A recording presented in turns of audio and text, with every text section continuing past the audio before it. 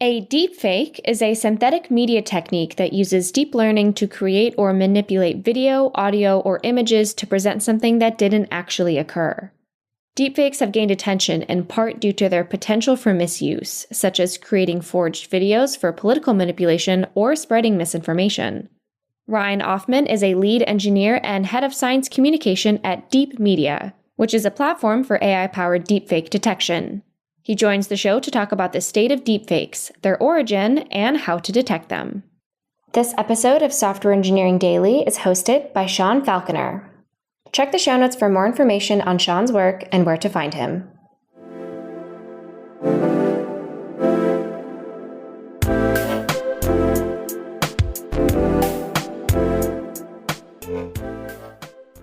Ryan, welcome to the show. Hey, thank you so much for having me. Excited to be here. Yeah, I'm excited to talk about deepfakes today. So DeepMedia is a company that's focused on, deepfake technology, both detection and, creation for media purposes. But what's the background on the actual company and when did it start and what kind of inspired the creation of DeepMedia? Absolutely. So DeepMedia has been around since 2017. And I would say the catalyzing event that really started DeepMedia is when our founder, Rajul Gupta, saw his very first deepfake. You might have actually seen this one. It was Barack Obama on one side and Jordan Peele on the other. And Jordan Peele was really just doing an incredible Barack Obama impression. And it used some very early AI generative models to make it seem like Barack Obama was saying all of the things that Jordan Peele was saying. And from that very moment, he knew that this was going to change the world. If we couldn't trust what we were seeing, then what could we trust?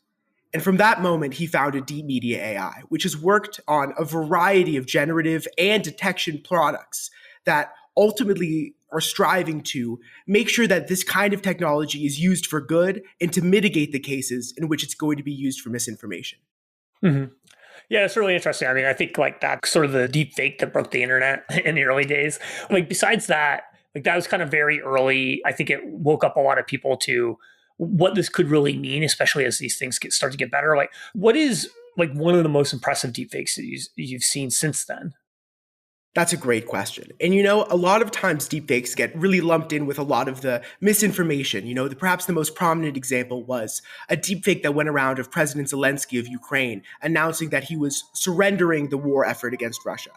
Now, this was a pretty low quality fake at the time, but in terms of its range and the degree and speed with which it propagated, it's certainly among the most impressive in terms of impact. In terms of technology, it's oftentimes a lot more mundane examples. There's someone named Deepfake Tom Cruise who makes a lot of videos on TikTok. And what he does is very interesting. He uses a very highly trained model, specifically on his face and specifically on images of Tom Cruise, to build together a really, really convincing, compelling, and powerful fake that he almost entirely uses, just for comedy and parody content. Nonetheless, to be able to see technology like that work with near flawless accuracy in real time, it really opened our eyes to how scary and how powerful this technology is and is going to continue to get. Mm-hmm. In terms of the history of deepfakes, there's of course the one that you mentioned with Barack Obama that I think really blew things up. But did things start earlier than that, or did things kind of really kick off in 2017? It's another great question. The origin and the history of the deepfake is a very interesting case study into how concepts and ideas are brought up in the era of the internet.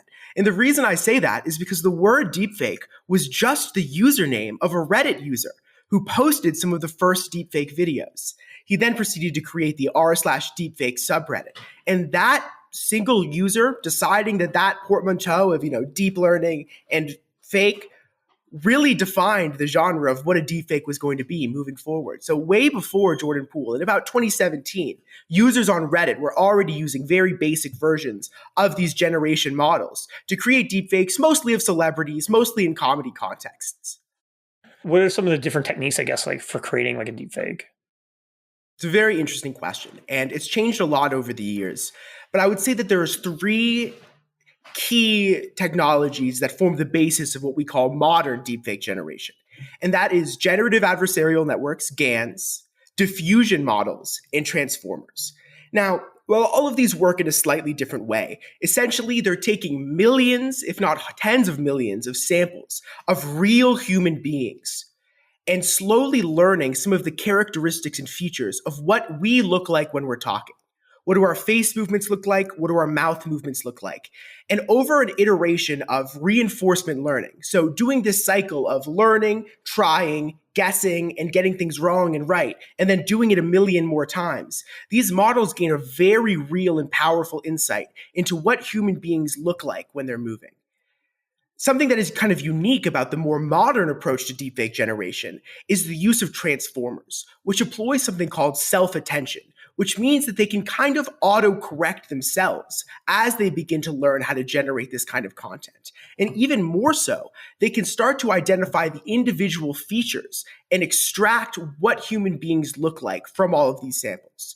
So while a model that might be trained on 10,000 samples might kind of understand that, a human being moves while he speaks, or our eyes stay kind of dynamic as we speak, as well as our mouth and our throats.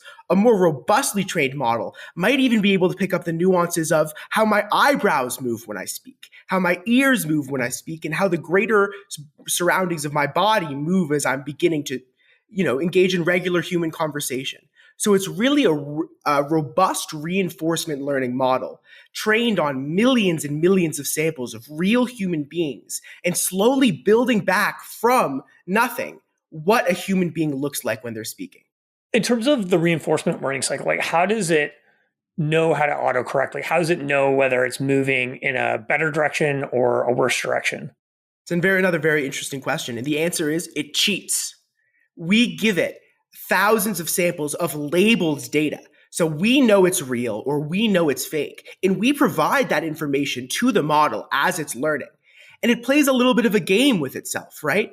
It takes a piece of information and it makes a guess. At the beginning, it's basically just going to be guessing randomly. Real, fake, real, fake. But because we have the answers, we can then give it feedback. Actually, that was real. Actually, that was fake. And from this process of, guessing, and what's what we call adversarial training, it begins to start to understand what are those characteristics that are in all of the fake labeled data, and what are the characteristics that are in the real data that I'm observing. Mm-hmm. And then I guess when it comes to trying to generate a compelling deepfake, then you want to essentially create data that it knows fits real data closer than essentially the fake data. Absolutely. We might call that fine tuning. When you've generated a powerful and robust model that's seen a lot of human beings, but now you're trying to cater it to your specific use case. Maybe I want to fool someone on a video call. Maybe I want to fool someone in real time. Or maybe I have a little bit more time to do post-processing of whatever I create. And so these are the kind of decisions that go into how do you fine tune some of these models to your specific purposes. And that gets into a lot of the tricky gray area here, which is how do we stop people from fine tuning and publishing these fine tuned models that are used for really unethical purposes? Mm-hmm. In terms of creating a deep fake, does it help if I look somewhat like the person that I'm trying to essentially pretend to be, versus looking drastically different? Would it be easier for me to create a deep fake of another, white person with brown hair versus turning myself into a woman of a, different cultural background or something like that? Totally. Another really interesting question. And the answer is yes, but maybe not for the reasons you might think. A lot of our early research in developing deepfake detection datasets, and the same is absolutely true for deepfake generation datasets, has been doing analysis of the racial, ethnic, age, gender, and emotional background of the participants in these datasets. And what we found isn't horribly surprising, but it should be horribly upsetting, which is it's a lot of white men. And so for that reason, generating models that look like those people that they were trained off of is certainly easier. But it's less, I believe, because you would resemble them, and more so because a bulk of that training data resembles that kind of person who you're trying to deepfake. Right. So there's a bias already in the data set. So then it's essentially better at essentially recreating that bias than something else. Absolutely. And something we've really tried to do is a technique of upsampling and downsampling our data to try to provide a pretty equal amount of training data across races, age, genders, things like that, to hopefully try to mitigate that bias, especially in our detection efforts. And in terms of using deep fakes and for a malicious need or something like that, I want to pretend to be someone on a Zoom call so I can trick somebody into doing something within that company that they shouldn't be doing. Does that need to be a video playback, or could I actually do something that is essentially semi-real time where I can be reactive to like whatever their questions are and actually, fake my presence in some way?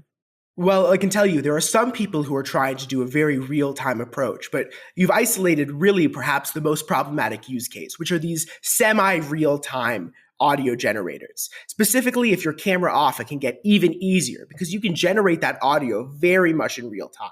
And as for deepfaked videos, you can absolutely have some somewhat real-time solutions in which you can say active answers to these questions in the voice and the face of another person. And in terms of we're talking about some scary use cases of essentially deepfakes. And I think that's technically that's a lot of the times where people's minds go when they hear the word deepfake. It's like, oh, someone's going to pretend to be me, or, I'm going to get a call from my CEO and it's not really my CEO or something like that. How does deepfakes potentially change the world for better? What are the positive sort of use cases of the technology? Totally. And there's a lot of really exciting ones that are absolutely going to change the world. Something that we've spent some time on researching as a company and was part of kind of how we originally were founded as a company is this idea of universal translation. Can we use AI generation models to make it look and sound like I'm speaking a language that I have no understanding of? Can we make news that goes on in different languages perfectly encapsulate that English translation so that when I'm watching, I don't even need subtitles? Not only do I hear the language in English, but I can see their mouth movements and they match up with that English translation. This is an AI-based generation technique that is going to change the world, and it is going to be the future of universal translation. And so these are use cases that are really going to bring people together. It's going to break down language barriers. It's going to break down cultural barriers. And it's going to use this technology to bring people together. And these are absolutely cases that exist and cases that are going to continue getting better until they really have an impact on the very way we interact with each other. Mm-hmm. So can you talk a little bit about how that technology works? If I need to essentially be able to translate the things that we're talking about right now, as well as the video into, I don't know, Chinese or something like that, then not only do I need to do the actual translation part of it, but I also need to presumably manipulate my lips and stuff like that so that it looks like I'm actually speaking Chinese versus being a bad dub. Yeah, absolutely. So there's a couple ways we go about it. Firstly, there's a concept known as phoneme analysis, which is what do our mouths look like when we make certain sounds? And that's very much at the center of what a lot of universal translation and dubbing efforts do, which is, firstly, if we can break down the translated audio into its given sounds, and because our models have been trained on hundreds, if not thousands of hours of individuals speaking all of these different languages, we can kind of map what individual phonemes, individual parts of words, and individual sounds correspond to when it comes to mouth movement. And so at the end, what we have is a pretty accurate representation of what the mouth movements would genuinely look like for this translated audio. And then we can use one of our generation and dubbing models to make the corresponding mouth look like it's making those sounds. Mm-hmm. And is the output going to be essentially, if I think about a video recording, then we have a bunch of essentially images that are laid out in a stream that we're going to play at a certain frame rate. Then when you're mapping those phonemes to the mouth movements, are you only adjusting essentially the part of the image that's related to the mouth, or are you essentially regenerating the entire image from scratch and making the parts of it look like the original person, but essentially it's a net new version of whatever that original version was? That's really interesting. And the answer is that people are trying both approaches. What's called lip reinsertion, wave to lip, and things like that seem to be the winner of this kind of generation war when it comes to how do you do translation. And that is, we take just your mouth, we make it adjust to those different movements and phonemes, and then we reinsert it into the larger scale video. And so your eyes might look exactly the same before and after, and it's just changing your mouth movements. But that's not often the ways that full-face deepfakes work. So if I was speaking as another individual, it's going to regenerate my entire face. And so multiple approaches are being tested. But I really believe, especially for translation, this kind of wave to lip reinsertion is going to be the future for translation. Could you see it going even a step further where, depending on your background, like people will use like hand gestures or other way, like communication isn't purely the words coming out of my mouth or even the movements of my mouth. It's also the other things I'm doing with my body. And a lot of times some of that can be cultural or based on, where you grew up and stuff like that. So if we wanted to make it like feel truly authentic, I would want to match potentially some of my sort of body movements to whatever the language is as well. You're on the right track. That's absolutely the next step. Certainly it's impressive to make it look like someone's saying something, but to be able to make it look like their whole body is saying and corresponding with the words coming out of their mouth is the next step in bridging that gap towards true and accurate realism. And so that's certainly something that people are focused on. And things like hand movements, body movements, even things like the flow of blood to our face when we're speaking are very much the next things that we're working to train AI models that can accurately represent them. How good is this technology right now? Like, will we be able to take the conversation that we're having and essentially like put out a version of it in Korean and put out a version of it in Russian and so forth? Absolutely. And without getting into too much detail, there are already content creators who are doing this kind of effort, and they're doing it quite well. They certainly aren't going to be perfect. If I told you ahead of time, which you always should do, that something was AI dubbed, and I started looking at your teeth, I started looking at your body movements, I could probably figure it out. But if I didn't know that and I was just scrolling on my phone, it is already good enough where you would never know that was not my native language. Mm-hmm. Yeah. I'm curious your thoughts on like how this could impact something like the movie industry. Like I hear, a lot of people, especially actors and stuff like that, they'll talk about how movies have changed so much in terms of the movies that we release in theaters.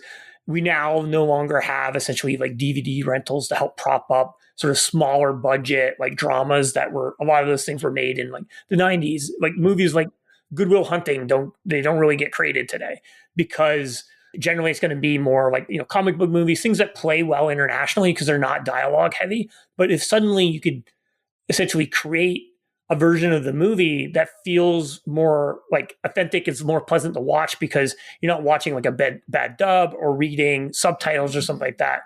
Is this something that could potentially like maybe change back the movie? And I mean, maybe this is a big question, but I'm curious like to hear your thoughts on how this could impact something like that.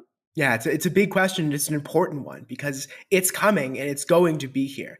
And the answer is, I think we're already seeing a transition from movies from all over the world that are kind of gaining common notoriety, whether it's Parasite or movies coming from Korea, or whether it's movies that are generated in Europe, in French or any other language. We're already seeing things like that come to the United States and do very well commercially. It is only going to increase in its frequency and its effectiveness when we're able to do this kind of dubbing. Now, I think the reason that there's fair hesitance from Hollywood is to act is such a difficult, skill-intensive task. And to try to, take away some of the mouth movements that an individual might make, or to try to reassign some of the individual hand gestures or gesticulation that an individual might give in a movie is a hard task. And we're rapidly seeing that AI is able to pretty accurately do that kind of translation effort without taking anything away from the individual acting performances. So I absolutely believe that we are going to rapidly see a development of AI dubbed movies and AI dubbed content. And I think it's going to do a lot of good for bringing unbelievable pictures and unbelievable talent from around the world to whole new audiences that may never have even considered it before.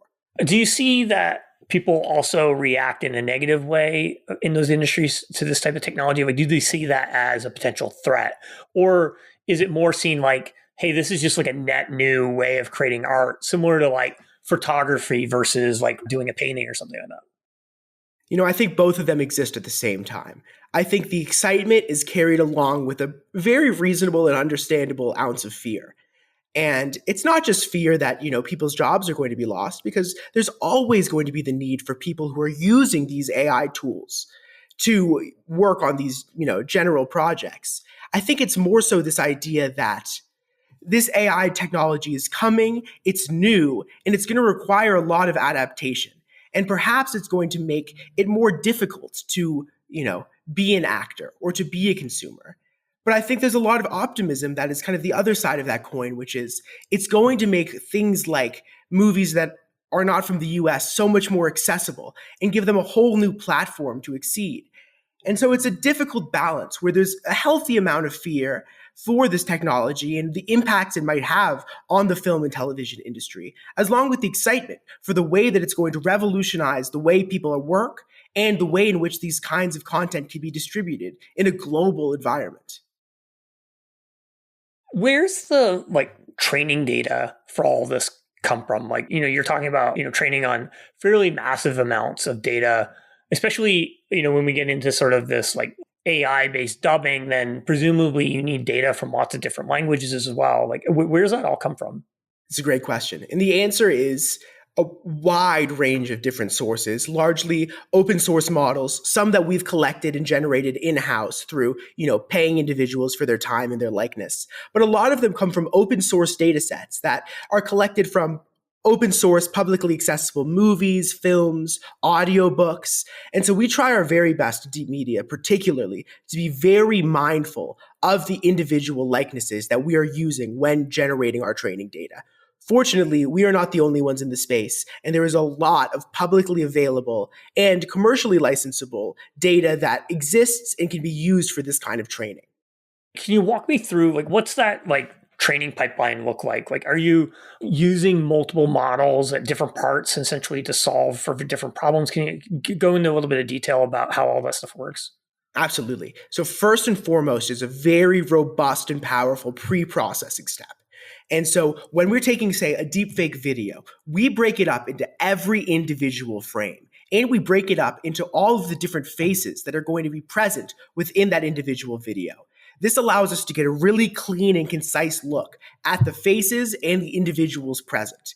This then allows our detectors to have a really, really good understanding of what it should be looking for when it's looking to detect a deepfake. So we hone in on those individual faces. We take hundreds of frames for every video such that we can understand specifically the facial movements, the dynamic change in faces over time, and the individual audios that we can extract, clean, and isolate from digital content. And this allows us to really robustly and really cleanly train our models on data that has been isolated, selected, and finely tuned for our detectors to understand it. And then the other side of that coin is very much what are the detectors we use to actually detect deepfakes? And the answer is that we are constantly testing all of the newest state-of-the-art detectors to try to find ones that are good at different techniques. We, as well as researchers in the field, have found that there is no silver bullet detector. There is no single deepfake detector that is amazing at a wide range of deepfakes. There are detectors that are really good at honing in on individual human faces. There are detectors that are really good at isolating the difference between a foreground and a background. And so we are constantly testing different architectures and how we can use them in combination to come to very accurate and robust measures of whether or not something has been AI manipulated. So with these detectors, are you essentially creating some sort of aggregate metric where, above some threshold, then it's most likely fake, and below some threshold, it's good. And maybe there's a gray area in there, similar to how some fraud detection services work, or even spam detection. Obviously, this is more complicated, but. Very much so. And it's a particularly tricky issue when it comes to deepfake detection, because the last thing that we want to be doing as a company is telling you that something is fake when it's real. Not only does that degrade trust in the platform, but it degrades trust in the very content that we're looking at. It's crucially important that we are able to detect the fakes so that we can ensure that we can trust the real things that we're seeing. And so for that reason, it is very much a system of isolating thresholds using popular sources of deepfakes from Instagram, deepfakes from Facebook and social media, and using those to create thresholds that say, well, there are significant signs of deepfake manipulation in this content. There are some signs of deepfake manipulation in this content. There are minimal signs of deepfake manipulation in this content, or there is no signs of deepfake manipulation in this content. So we are trying to, as well as detect fakes, inform the user of likelihoods and evidence that have led us to the conclusion that something might have been AI manipulated. So there's some explanation essentially attached to the decision Yes. that this is fake. And we fundamentally believe that, especially at this point, humans integrated into the detection process is fundamentally important and crucial to make sure that these detectors, while amazing pieces of technology, are being used to the best of their abilities and are being used appropriately. Who are like the customers of this? Like who has such a need at this moment to do regular deepfake detection? So there's a couple key areas of customers that we interface with and are generally interested in this kind of technology. One is people who are trying to prevent fraud, the banking industry, security industry, who are trying to prevent people from, calling their bank with a deepfaked voice and getting information that they shouldn't have access to. The second and third, which I would say are the biggest players in the space right now, are the big social media companies who are working to deal with the fact that deepfakes are being proliferated at unbelievable rates on their platforms. And I can assure you that these companies want you to trust what you can see on their platforms. And they have very much a vested interest in making sure that these platforms remain safe and trustworthy. And so they have partnered with us as well as partnered with general deepfake detection strategies to try to keep these social media platforms accountable and safe. It's certainly in both of our best interests to do so. And then the last interface that we have with customers is with the United States government, who is very interested in keeping information and telecommunications safe and secure. And so the US government is someone we've partnered with very extensively to work on building and collecting these robust detection solutions to ensure that we can keep the transfer of information, both abroad and domestic, safe and secure. And I can tell you, as we've gone into a global election year with dozens of elections going around across the globe, every month we've seen the need for accurate and scalable deepfake detection skyrocket. Are there certain types of deepfakes that are easier, I guess, to detect than others? Like if it's audio only, does that make it easier than if it's video and audio, or is there no sort of difference? It depends on what detectors you're using, and it depends on the quality of the video/audio, even more so than I think it does the modality. Lower quality audios or audios that don't have a lot of background noise that we can really hone in on the voices are particularly easy, though we have a pretty powerful voice isolation system. Videos in which there's only one or two people and a static background are a lot easier to detect than a video in which there's 10, 20, 30 people. But these are the reasons we've built individual face isolation solutions, which can be used to isolate individual faces in a video to overcome some of the difficulty in dealing with content in which there's many participants.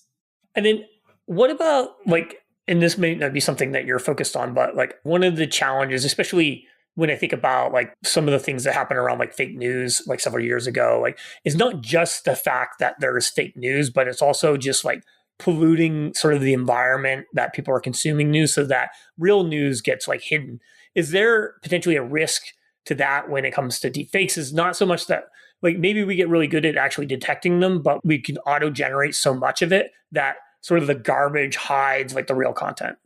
Absolutely. And you've isolated perhaps the most dangerous characteristic of a deepfake and why we feel it's so crucial to implement detection solutions as well as policy from the top down to protect against the propagation of these deepfakes, which is it almost doesn't matter if there's 100 deepfakes or 100,000 deepfakes. The fact that any piece of content you watch could be deepfaked and there aren't solutions in place to tell you that degrades trust in all content.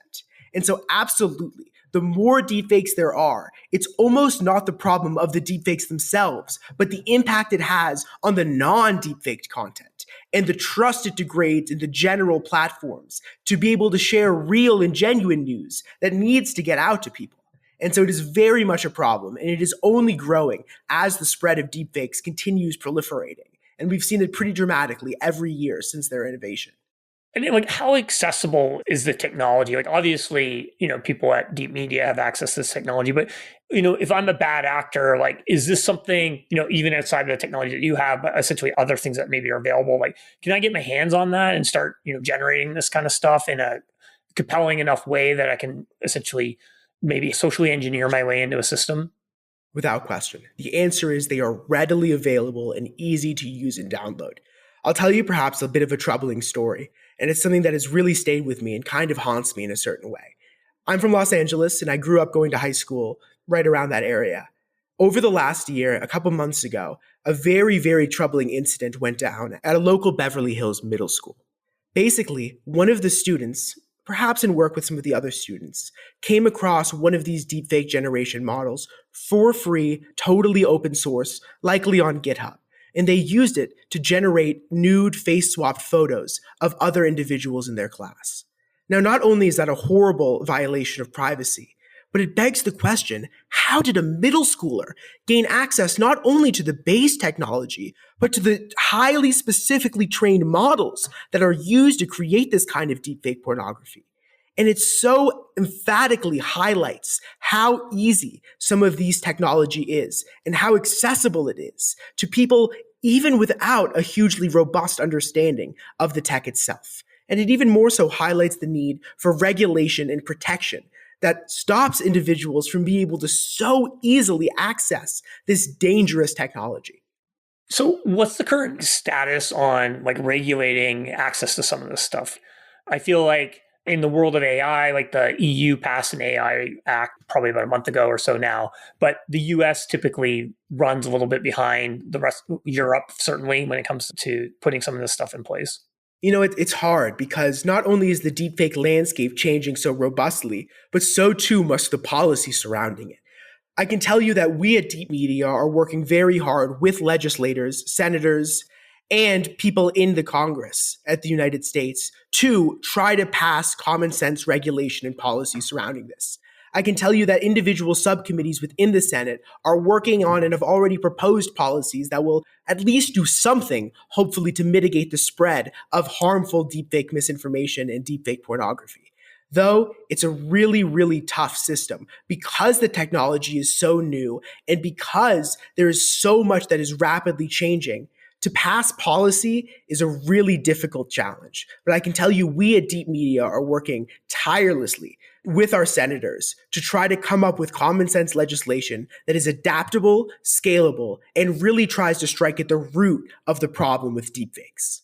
So what would that mean? Like, let's say that a regulation passed tomorrow. Like, how would that essentially get enacted in a way that is controlling access to some of this technology so that, someone in middle school couldn't just download it and start creating deepfakes that really like humiliate people?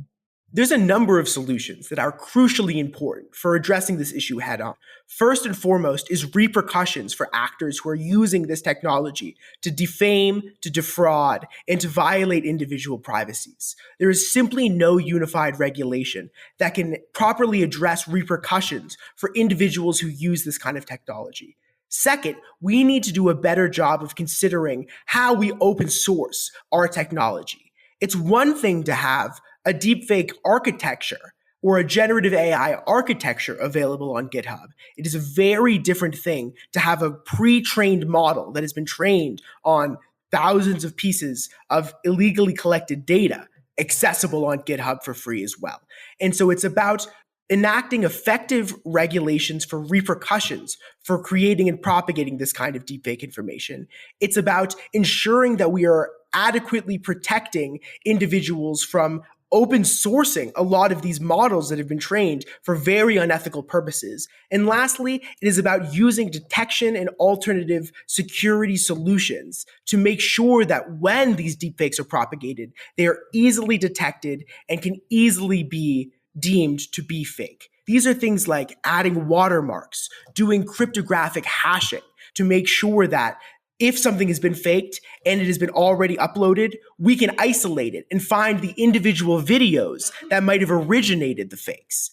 It's these things, as well as regulation and deepfake detection, that will ultimately, only together, work to stop the spread of deepfake-based misinformation and to keep people safe from the abuses of this very powerful technology. Yeah, so I guess if something like that was put in place, it wouldn't necessarily fully stop, bad actors from having access to some of this stuff, but it would make it harder for, just a random person who can like search GitHub to essentially like pull down something and in 10 minutes have, some sort of compelling deepfake to put online and maybe hurt somebody. Exactly. And it's going to make people be a lot more forewarned about what they're doing before they're doing it. A lot of these actors are not entirely malicious.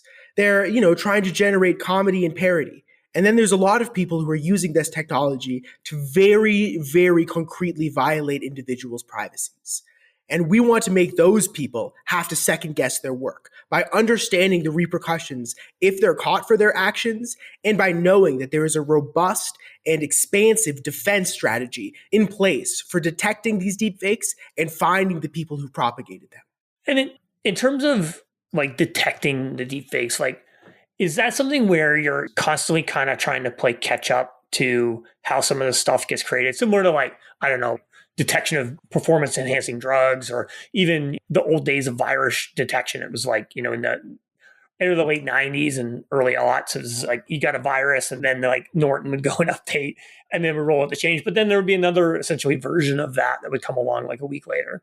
I actually think the virus analogy is a very good one. Things are rapidly changing in the deepfake space, and our ability to build accurate and robust detectors has come from our willingness to participate in this cat and mouse game, to understand that there are new generator types that are coming out all the time. And within a week or two, we are generating and testing data on these new generators. Your ability to detect deepfakes today matters almost exclusively based on how well you're going to be able to detect them tomorrow. And so we are constantly innovating in creating new detection models based on the newest generation models. And using generation to guide our detection approach has been what's allowed us to stay on top of the rapidly changing space that is deepfake generation. So the idea there is something comes out that's new. So you basically make the assumption that, hey, if I wanted to create deepfakes to do something bad, basically, here's some ideas that I might leverage this new technology to be able to do that. So then you got to kind of work backwards from that in terms of like, how would we essentially detect someone using that technology in that way? Exactly. And then first we try to do that to make sure that we can detect it generally. And then we actually will generate samples using non-real faces and, data that can't be abused in any way, and put it in our training sets so that in the future, not only can we detect generally this kind of deepfake technique, but we have that technique specifically in our training data for our detectors. And so it's a two-step approach that ultimately lets us really, really robustly and rapidly adapt to the ever-changing landscape that is deepfake generation. When it comes to creating like a deepfake, is it easier for me, let's say I'll make myself the guilty party, to make myself, potentially look like someone where presumably there's a lot of data about that person. Like it's, Tom Cruise, there's going to be millions of pictures of Tom Cruise, versus trying to make myself look like someone that maybe doesn't have a presence online or has a very limited presence online. So it's kind of a double-edged sword there, because yes, it is absolutely easier to generate a deepfake of someone who has a large presence online, say President Biden. But it's also a lot easier to detect individuals who have a large presence online because we can include them in our training sets. Without even trying, I can assure you that we have prominent political leaders in our training set for our deepfake detectors. So certainly it will be easier to generate deepfakes of those individuals. But in our case, it might also be easier to detect them. And then in terms of, what about like the notion of like a one-shot deepfake? Like, how do you cut down on the amount of data needed to actually create some of these deepfakes? Yeah, it's another really interesting question. And, the concept of a one-shot deepfake certainly does not exist in an effective way as of yet. But things like the Microsoft VASA model, or things like text-to-video solutions like Sora, promise to implement these potential, more so one-shot training systems. And the way in which you generate those are by building really, really robust generation models that have already seen hundreds, if not thousands, of deepfakes, and then using things like wave-to-lip facial translation to directly swap my face onto another face, rather than slowly and meticulously building up a deepfake model that can make my face look alternative. Things like face swap models are very powerful at creating one-shot solutions. And because of that, we've had to do a lot of work to be able to detect one-shot solutions, especially because these are particularly problematic for things like Zoom calls and for things like deepfake fraud. Is there a point where the deepfake technology it gets so good that you really can't tell the difference between something that's generated through the deepfake versus like something that is real. Yeah, I think we very well might reach a place in which that is the case, which is why we had to make the transition to AI-based deepfake detection. Because though I can envision a world in which our deepfake generators get so good that it's nearly indistinguishable from a human being, I am already seeing a world in which our deepfake detectors, using these same generative AI principles, are getting so good that they can distinguish it, even if our human eyes can't. And that's why it's so important that we are utilizing these very same tools that are used to generate these deepfakes to detect them as well. Though we might not be able to tell the difference, AI can speak the language of AI. And over the sample and the course of millions of different samples, our detectors can detect things that even the human eyes can miss. Yeah, so I guess like the generators, there's going to be some kind of like pattern or fingerprinting on it that only essentially a detector using the same technology would be able to pick up on versus like a person. We're seeing something probably at too high a level to really be able to detect that pattern that's there. Yeah. And we can learn from our detectors. We always try to say that with our detection solutions and our detection platforms, we're trying to detect deepfakes, but we're also trying to teach the user the individual skills that are necessary to detect a deepfake.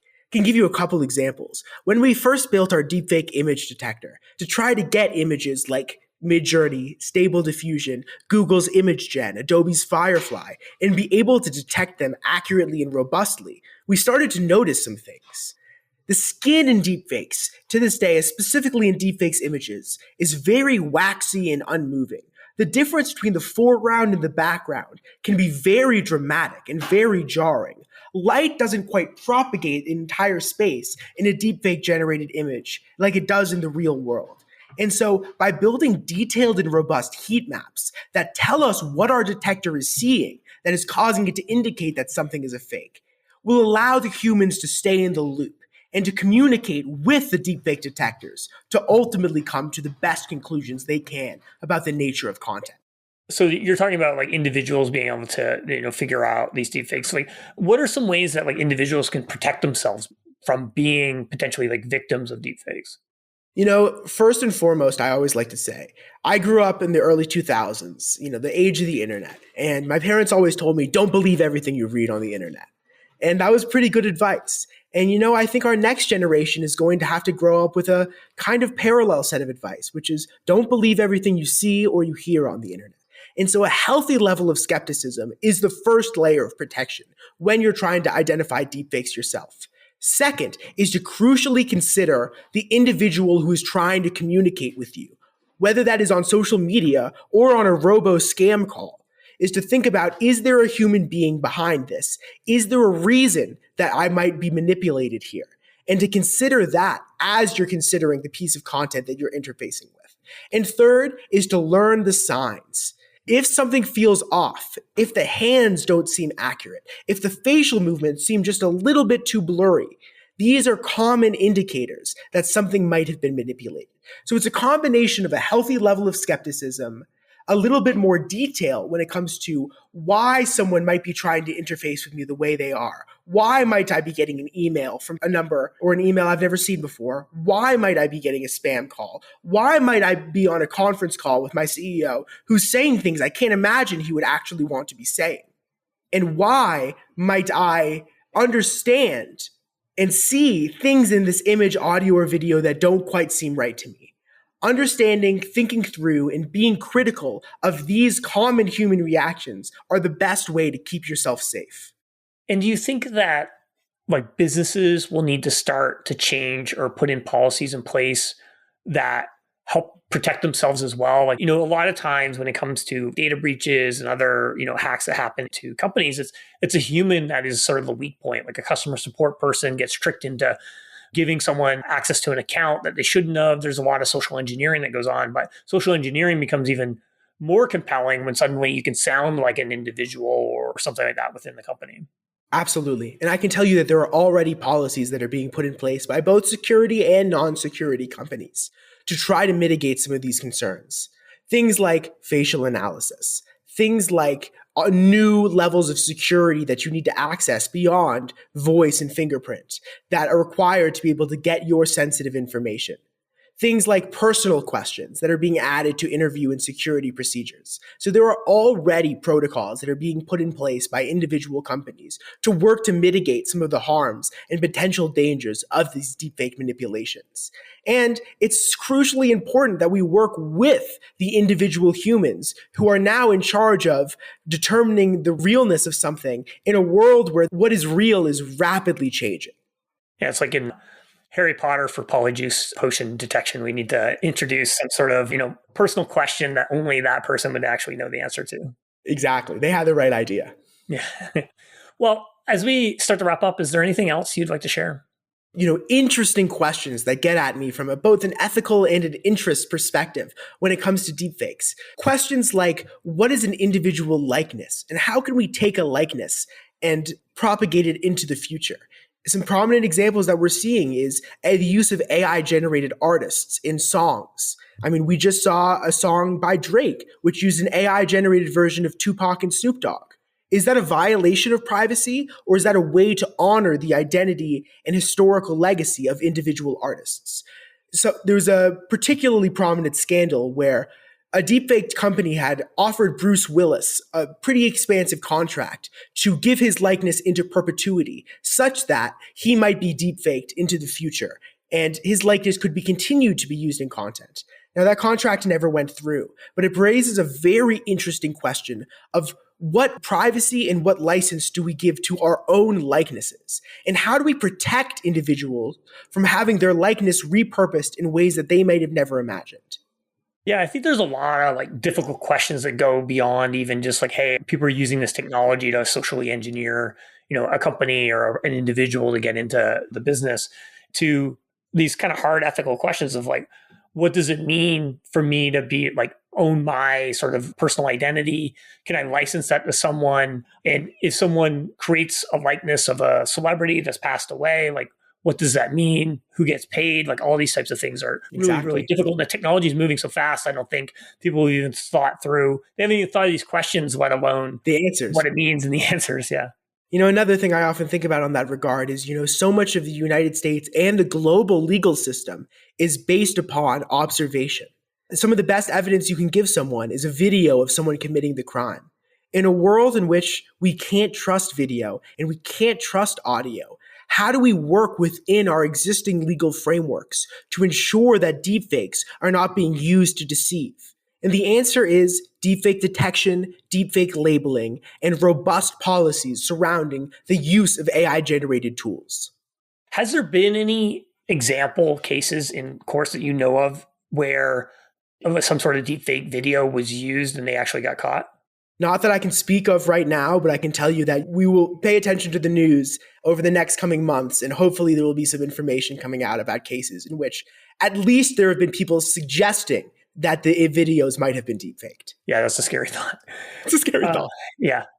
Well, Ryan, this was really fascinating. I think it's a really, really interesting area that I've certainly started to dig into and wanted to learn more about. So I really appreciate you joining us and sharing some of the stuff that's happening at DeepMedia.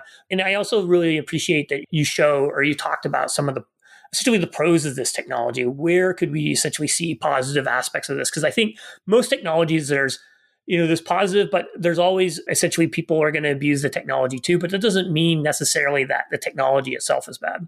Generative AI is going to change the world. It's going to make communication easier, and it's going to bring people together. But it is fundamentally imperative that we use things like deepfake detection solutions and use the technology to safeguard against those potential abuses. But it's going to change the world. And the world that we're moving into is an exciting, though a bit of a scary place. Yeah, awesome. Well, thanks again, Ryan, and cheers. Thanks so much, Sean. It's been awesome.